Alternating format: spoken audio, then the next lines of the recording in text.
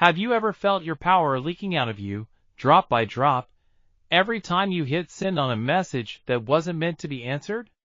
It's a familiar, hollow ache, the feeling of being ignored by someone you would have moved mountains for. But what if I told you that the most potent force in the universe isn't a loud argument, a perfect plea, or a desperate explanation?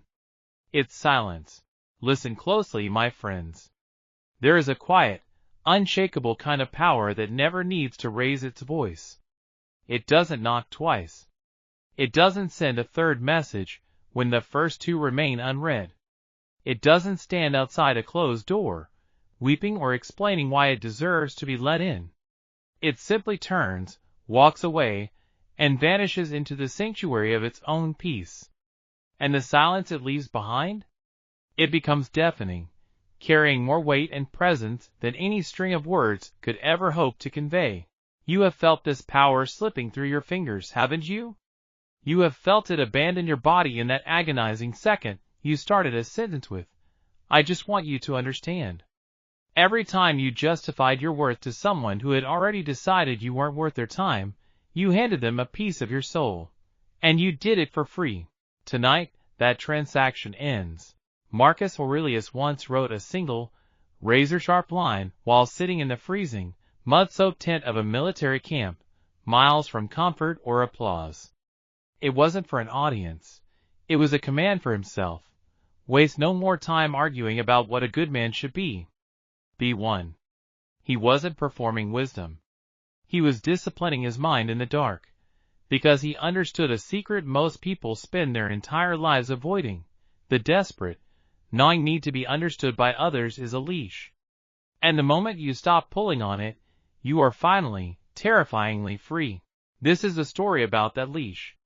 It's about who is holding it right now, often without you even noticing, and about the exact moment you are going to summon the courage to cut it.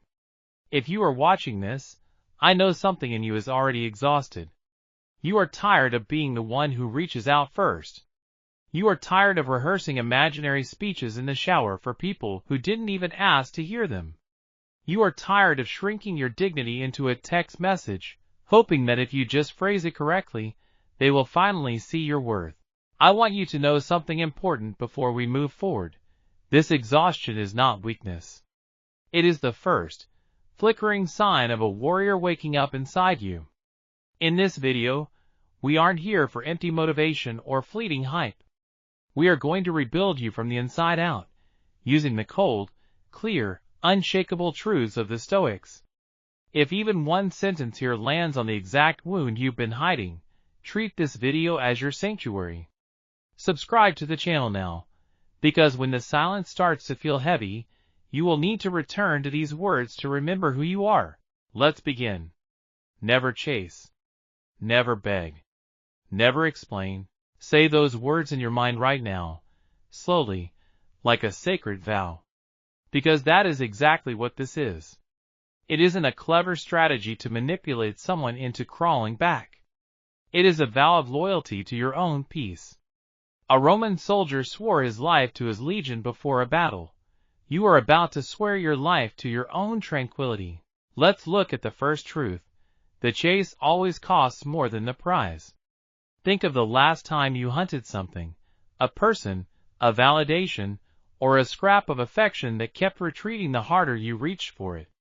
Notice how the act of chasing transformed you. It made you small.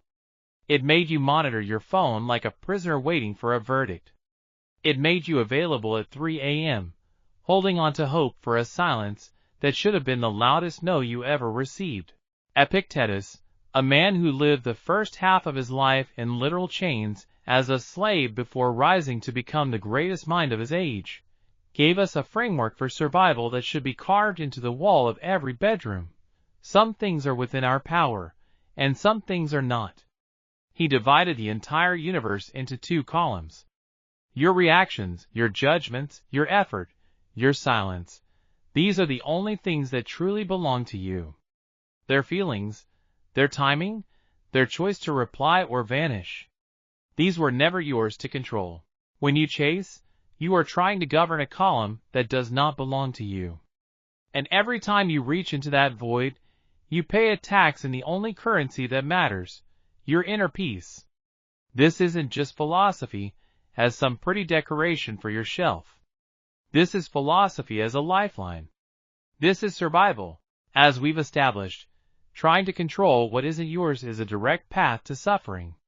But there is a harsher reality that almost no one tells you. The chase doesn't just fail to bring them back. It actively pushes them further away.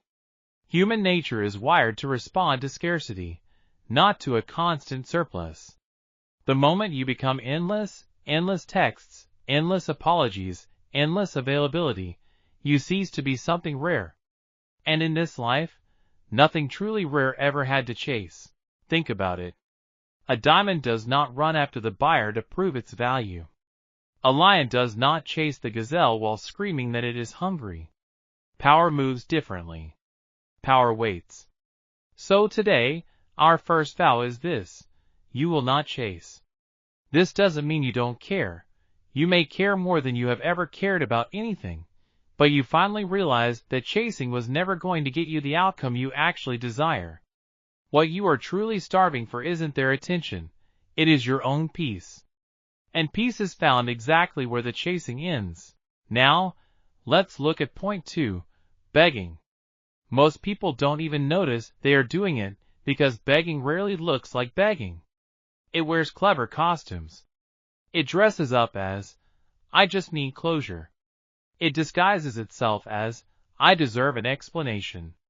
It pretends to be one more phone call made under the guise of concern.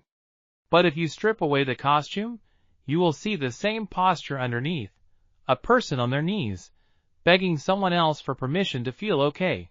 Seneca, who wrote letters to his friend Lucilius while enduring a life defined by exile, political power, and the betrayal of the very emperor he mentored, offered this profound insight: we suffer more in our imagination than we do in reality. Read that again. Most of the begging you have ever done wasn't even a response to your present pain. It was a response to a tragedy your mind was scripting about a future you feared. You weren't begging because the moment demanded it. You were begging because your imagination had already written the worst possible ending, and you mistakenly thought one more sentence could rewrite it. It could not. It never could. The only things that truly rewrite an ending are time, distance, and your own internal shift. None of these require a single word spoken to the person who hurt you. Here is a brutal truth the Stoics understood better than any modern self-help book.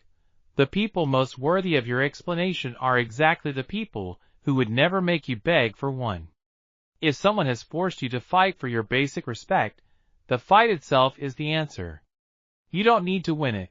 You need to walk away from a game that was rigged before you even sat down at the table. This brings us to point 3, silence. We often think of silence as the absence of communication, but it is actually its most advanced form. There is a strange, painful irony in human relationships.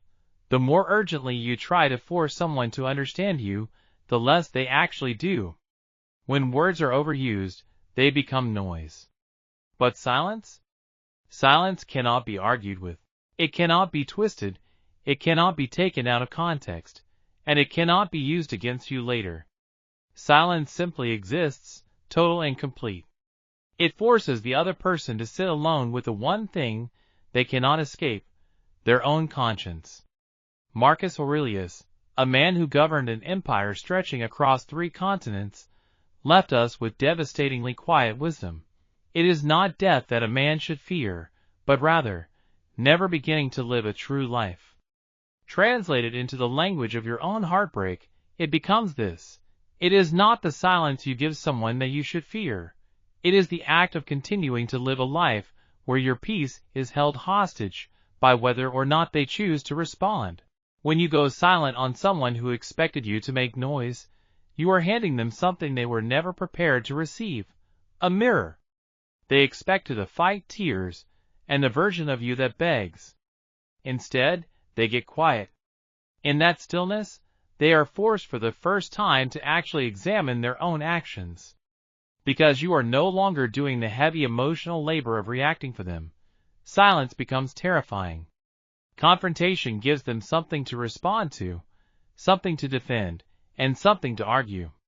But silence gives them nothing except the burden of themselves. If this is striking a chord in you, if you have been waiting to hear this for longer than you have dared to admit, take 30 seconds to subscribe to this channel.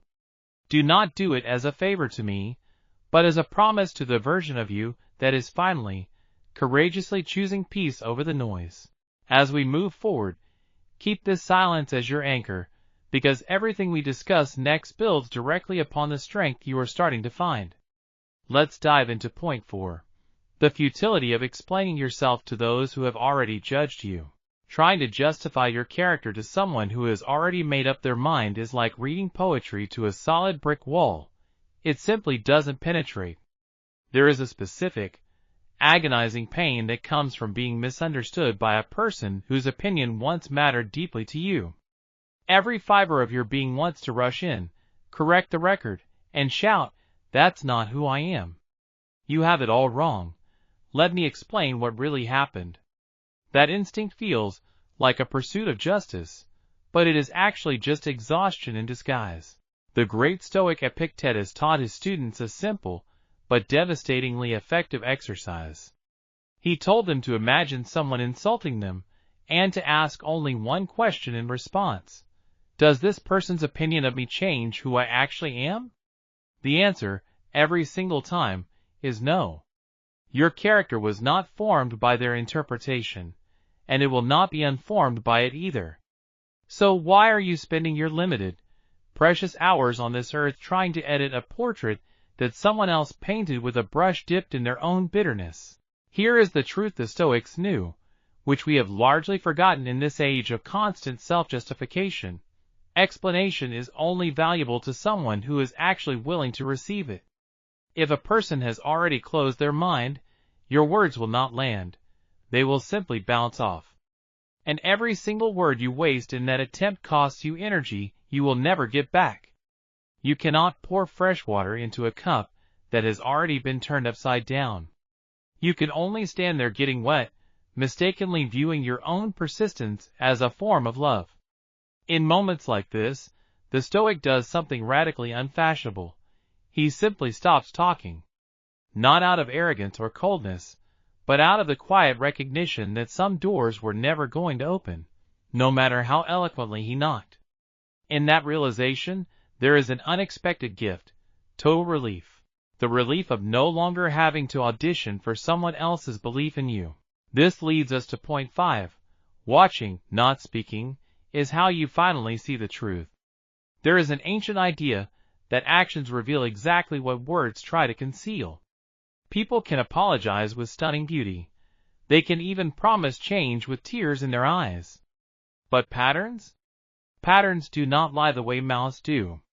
When you stop talking and withdraw the noise you usually bring into a relationship, you create a kind of silence that functions like a laboratory. In that silence, you finally get to observe who someone actually is, completely uncomplicated by your own emotional contribution to the dynamic. This is one of the most underrated tools the Stoics ever gifted us, the discipline of observation over participation.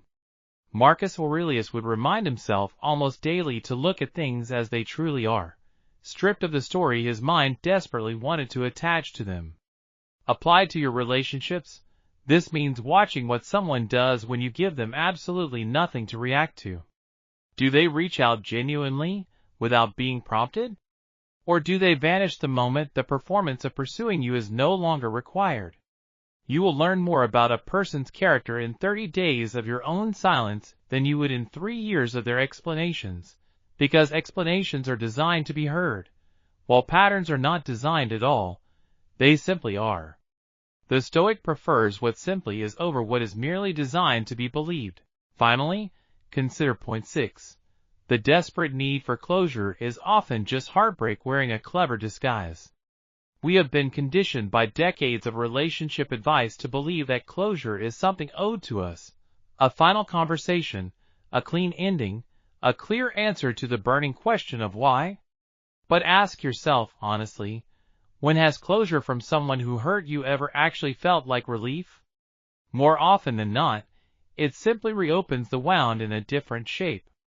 It gives you new, painful words to replay in your mind at 3 o'clock in the morning, and it gives the person who hurt you one more opportunity to control the narrative of how your story ends. The Stoics offer a different kind of closure, one that does not require the other person's participation at all. Moving beyond the need for external answers, we find the true path to healing, not through others, but through the power of our own acceptance. Instead, the Stoics offer a much more profound kind of closure, the closure of acceptance. This isn't an admission that what happened to you is fair, good, or deserved. Rather, it is the courageous acknowledgement that it happened, that the event is now entirely outside your control, and that your internal peace can no longer remain hostage to a conversation that may never come. Seneca once wrote to a grieving friend that nothing is truly ours except our time, and that even time slips through our hands while we wait for things that may never arrive. Every minute you spend waiting for someone to grant you closure is a minute stolen from a version of your life that has already moved on without their permission. Real closure is not given to you. It is taken, quietly and deliberately, by you, the moment you decide your peace no longer requires their cooperation. This brings us to point 7. Detachment is not coldness. It is the highest form of self-respect. There is a persistent fear that keeps many people trapped in cycles of chasing and begging. The fear that detachment makes them heartless, or that walking away quietly means they didn't care enough to fight. But this fear is a lie, a narrative sold to you by every version of love that was actually just possessiveness in costume. Real love, the kind the Stoics lived by, does not require constant proximity to prove its depth. You can love someone fully, and still walk away from the version of the relationship that was consistently costing you your dignity. Consider Marcus Aurelius. He lost children, he lost friends to betrayal, and he lost the comfort of certainty in nearly every chapter of his life. And yet, his writings are not bitter, they are calm. Why? Because he understood that detachment from an outcome is not the same as detachment from caring. It is simply caring enough about your own soul that you refuse to let it be dragged through the mud over and over, hoping for a different result. When you detach in silence, you are not punishing anyone. You are simply removing your own dignity from a place where it was being neglected. And here is the part that surprises people the most. Real, radical detachment often does more to change another person's behavior than any confrontation ever could. This isn't because you are trying to manipulate them into chasing you, but because human beings, by their very nature, only fully register the value of something the moment it stops being guaranteed. If you have made it this far into the video, you are no longer the same person who pressed play. Something in you has already begun to separate from the noise. Before we go further, I want to ask you for something small, but deeply meaningful. Comment one word below that describes the silence you are choosing to build starting today. Don't do this for the algorithm. Do it for your own accountability. Writing it down, even publicly or anonymously, is an ancient Stoic practice. Marcus Aurelius wrote his private thoughts down nightly, not for an audience of millions, but for an audience of one, himself. He did it to ensure that the man who woke up the next morning was someone he could finally respect. This leads us to point 8. Every reaction you withhold is a strength deposited into a bank you will draw from for the rest of your life. There is a mathematics to self-control that no one teaches you in school. Every time you feel that frantic urge to respond, to defend, or to chase, and you choose not to, you aren't losing anything. You are making a deposit of discipline and self-trust. A deposit that compounds over time into what the ancient Stoics called apatheia. This is not apathy in the modern, lazy sense of not caring. It is the ultimate freedom from being violently jerked around by every emotional impulse that passes through you. The Stoics trained themselves daily, the same way an athlete trains a muscle. They practiced small denials. A cold bath when warmth was available, silence when speech would have been easier, or patience when anger would have felt more satisfying. They didn't do this because suffering is noble, but because the muscle of self-command, once built, becomes available to you in the moments that actually matter. The moment someone disrespects you, and your old self would have begged for an apology, or the moment someone leaves and your old self would have chased the door, you are building that exact muscle right now just by listening to these words and recognizing yourself in them. Recognition is the first rep. Finally, point 9. The world will call your peace arrogance, and you must let them. One of the cruelest tricks the world plays on people who finally choose themselves is this. It rebrands their healing as coldness. The moment you stop over-explaining your worth, certain people will inevitably call you distant. As you begin to embrace this path, expect the world to misinterpret your newfound tranquility as arrogance. The moment you stop chasing, certain people will label you as proud. The moment you stop begging for their understanding, they will say you have changed, and they won't say it in a way they like. Let them. Epictetus warned his students that they would face exactly this. He knew that choosing a philosophical life, a life governed by your own core values rather than the fleeting opinions of a crowd, would cost them the approval of people who only valued the version of them that was easy to control. He never promised his students comfort. Instead, he promised them freedom, and he was brutally honest that the two rarely arrived together. Often, the people most upset by your new silence are the very ones who benefited the most from your old noise. Your constant chasing fed something deep within them, a sense of false importance, a sense of control, and a comfortable guarantee that no matter how they treated you, you would still be there, waiting and asking for more. When you remove that guarantee, you are not being cruel. You are simply no longer available to be used, and the discomfort that causes in them is not your responsibility to soothe. This brings us to point 10. Silence is the only language that cannot be misquoted. Think of every conflict you have ever had that escalated specifically because of words. Words taken out of context. Words repeated to others with a different tone than you originally intended.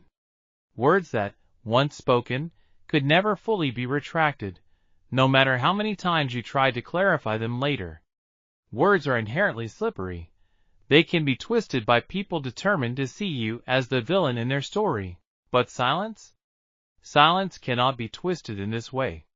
It has no syllables to misquote, no tone to misinterpret, and no sentences to screenshot and send to someone else with a caption designed to make you look small. When you choose silence over explanation in a moment of conflict, you are choosing the one form of communication that protects you completely. You are saying everything and nothing at the same time, and most importantly, you are leaving no material for anyone to use as a weapon against you later. This was never weakness for the Stoics. It was strategy and dignity fused into one decision.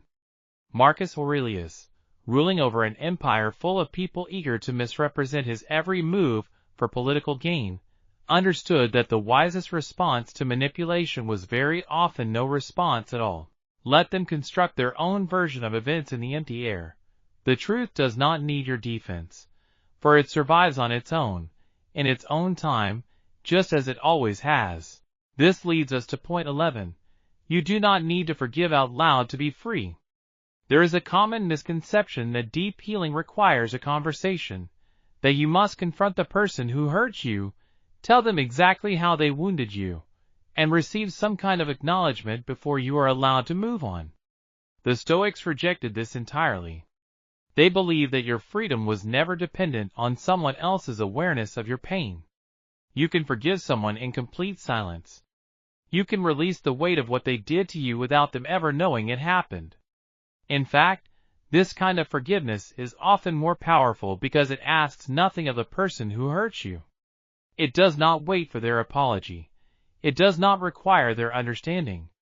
It simply happens quietly, inside you, on your own timeline, governed entirely by your own readiness. This is the deepest form of the silence we have been describing this entire hour, not a silence aimed at punishing someone else, but a silence aimed inward toward your own peace that simply does not need an audience to be complete. Finally, point 12. practice the pause, and the pause will eventually become your nature.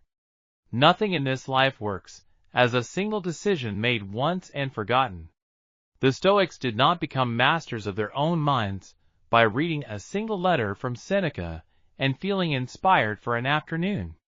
They built this discipline through daily, repeated practice, through choosing, again and again, in moment after moment, to pause before reacting, to question before believing, and to remain quiet before explaining. So, here is your practice starting today. The next time you feel that frantic urge to send a message that finally proves your point, wait. Not forever, just long enough to ask yourself one question. Am I about to spend my peace on someone who has never once protected it for me? If the answer is yes, let the message stay unsent. Let the silence stand in its place. Watch what changes, not necessarily in them, but in you. By making this pause a daily practice, you will find that it eventually shifts from a conscious struggle into an effortless instinct. You will surely face moments of profound disrespect, betrayal, or even heartbreak. But instead of reaching for your phone to seek validation, you will simply breathe and let the storm pass through you, without demanding anything in return. Remember, this is not numbness. It is the peak of mastery. Now, consider point 13. Your absence is often the only message some people will ever truly understand.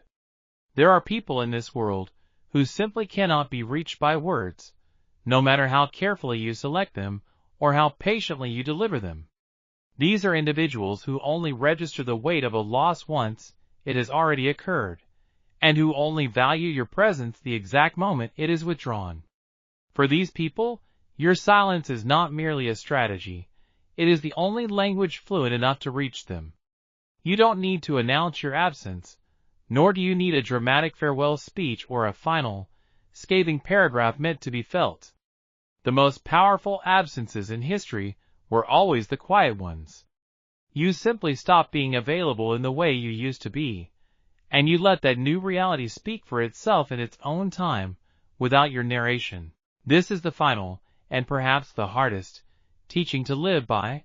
The people who actually deserve your words will never make you fight to be heard. And those who make you fight to be heard were never going to value the words you finally found the strength to give them anyway. Let your silence be the final offering you give to those who only ever wanted your noise. Let your peace be the thing you protect above being right, above being understood, and above being missed. You do not need their permission to heal, and you certainly don't need their applause to grow. You only need the quiet, steady, unglamorous discipline of choosing yourself, over and over again, until it stops feeling like a deliberate choice and starts feeling like who you simply are. If even one sentence in this hour found its way into the exact place inside you that needed it, know that it wasn't an accident. It was your own readiness finally meeting the right truth at the right time. Hold on to that thread, as we are only halfway through the depth of what this silence can teach you, and the layers ahead will ask even more of you. This leads us to point 14. Your body often remembers what the mind tries to forgive too quickly. A common mistake people make when they practice detachment is believing the work is purely mental, a matter of sheer willpower, or a quick decision to stop reacting. But the Stoics, despite their immense focus on reason, never denied the role of the body in our transformation. Zeno of Citium, the founder of the school, taught his students in the Stoa, the covered walkway that gave Stoicism its name, that virtue was a practice of the whole self, not a debate confined only to the mind. Your body holds on to the impulse to chase long after your conscious thoughts have let it go. You will notice this when you feel a sudden, sharp tightness in your chest the moment their name appears on your screen, or when your hands move toward your phone before your mind even registers the desire to reach out. This is not a failure. It is simply the lingering residue of old, hardwired patterns. The Stoics called the work of clearing this residue ascesis, the discipline of training, a word that shares a root with aesthetic, signifying a practice of refinement, not punishment. So, when you feel your body pulling you toward that old, self-sabotaging behavior, do not fight it with shame. Acknowledge it the way a veteran soldier notices an old wound ache before a storm. Breathe through it, and let the moment pass without obeying it. Each time you do this, the ache grows quieter. This is not an instant process. No real transformation ever is. But it is certain, just as a path through a dense forest becomes clearer the more often it is walked. Finally, point 15. Betrayal is not proof that you are unlovable. It is proof that someone else was simply incapable of loving well. One of the cruelest lies the mind tells us after a betrayal is that the event was a final verdict on our own worth. We tell ourselves that if we had been smarter, prettier, calmer, or more patient, the outcome would have been different. The Stoics offer a sharp correction here. It is not the events themselves that disturb us, but our judgments about them. The betrayal is a historical fact, a cold, unchangeable reality belonging to the past. But the meaning you assign to that fact? That is yours to choose. And most people, unfortunately, choose the meaning that hurts them the most. Consider an alternative judgment. Someone's capacity to betray you was never about your inherent value. It was entirely about the limits of their own character, limits that existed long before you met them, and limits that would have eventually surfaced with anyone who got close enough to them. This realization might feel uncomfortable at first, but remember that the Stoics believe truth, however sharp or difficult to swallow, is infinitely more healing than a comfortable lie. You didn't cause their dishonesty. You simply happened to be standing in the way when their true nature finally revealed itself. Think of Cato the Younger, a man so fiercely devoted to his principles that he chose death rather than living under a tyrant's rule. He was famous for one trait above all others. He refused to be moved by the opinions of people who had already shown him exactly who they were. He didn't waste his final years trying to convince Caesar to see him differently. He simply lived according to his own values and let history judge the rest. You do not need Caesar's approval, just as you do not need the approval of the person who betrayed you. You need only your own continued alignment with who you know yourself to be. This brings us to point 16. Modern noise has made ancient silence rare, and rare things become powerful the moment they return. We live in an age engineered to kill silence. Every app on your phone is built to demand a reaction from you within seconds.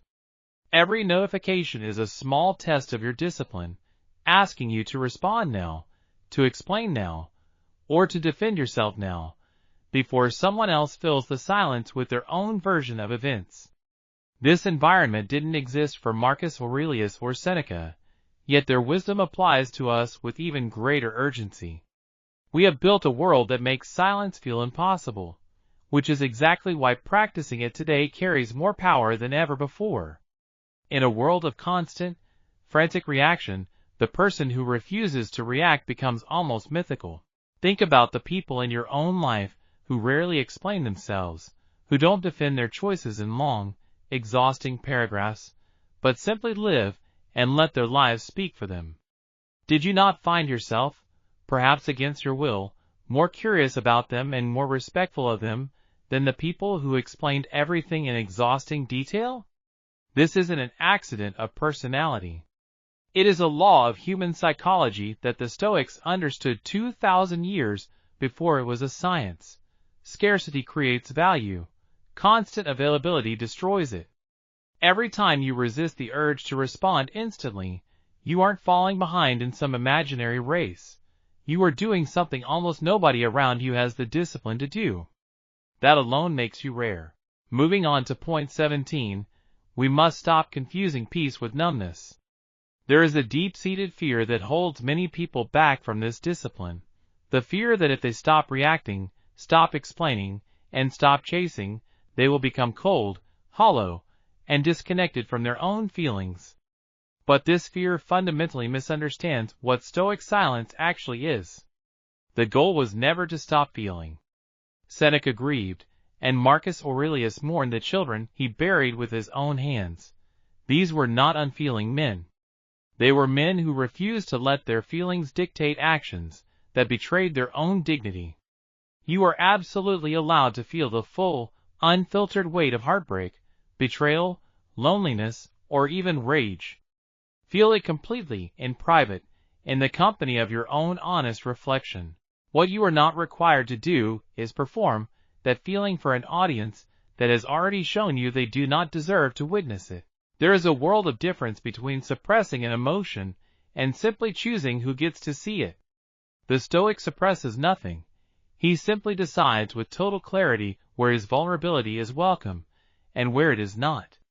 This distinction matters enormously because numbness eventually breaks down into something worse, a quiet, creeping despair that convinces you nothing matters at all. Stoic silence is the exact opposite.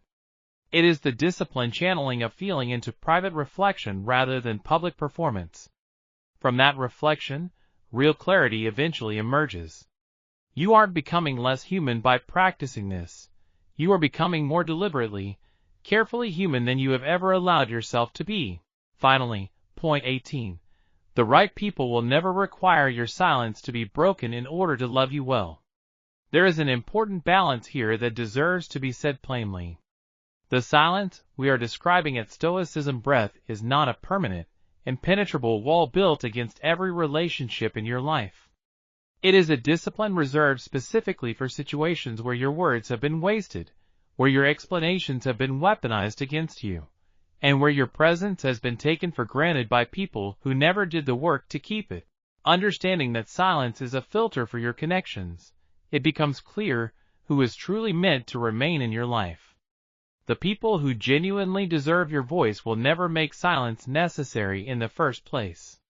They will ask how you are, and actually mean it.